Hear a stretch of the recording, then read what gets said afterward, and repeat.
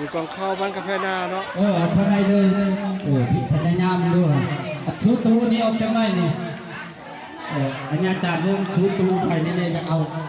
แบบพอหน้าพอซบเข้าไปในเลยชูไปพวกก้นชูไปใต้พี่ชูมาใต้พี่